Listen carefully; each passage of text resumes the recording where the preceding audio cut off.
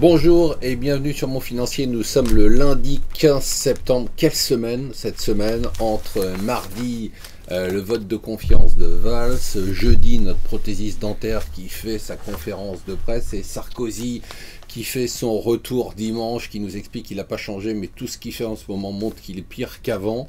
On va quand même pas mal rigoler. Alors la nouvelle du jour, c'est bien évidemment la fuite sur le rapport du MEDEF qui est passé dans les Échos. Le MEDEF dégaine un plan sans tabou, 1 million d'emplois, mais pour ça, alors il faut faire sauter les 35 heures, supprimer des jours fériés. Enfin, ce sont des propositions qui font du bien, c'est un vent d'air frais, mais c'est sûr que ça va provoquer un tollé général. C'est pas grave, en ce moment ce qui est agréable en France dans cette ambiance de déprime générale, c'est qu'on peut quand même dire ce qu'on a envie de dire, et puis que le politiquement correct, eh bien on peut lui dire merde. Voilà, la nouvelle terrible du week-end, ça a été bien évidemment la mort de l'otage, la façon dont il a été décapité, la mort de l'otage britannique. Alors ce qui est toujours un peu dommage, c'est qu'il a fallu attendre qu'il y ait deux Américains décapités et un Anglais décapité pour que les gens pour que ces deux pays se réveillent et décident d'intervenir.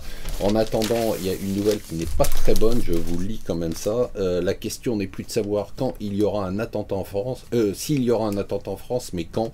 C'est le directeur quand même de l'unité de coordination de la lutte antiterroriste qui dit ça. Voilà ce qu'on peut dire en France aujourd'hui aussi. Les pilotes d'Air France sont totalement irresponsables puisque pour leur intérêt personnel, ils commencent une grève dure qui peut plomber leur entreprise et donc ils sont prêts à sacrifier des emplois à leur intérêt personnel et ça c'est scandaleux.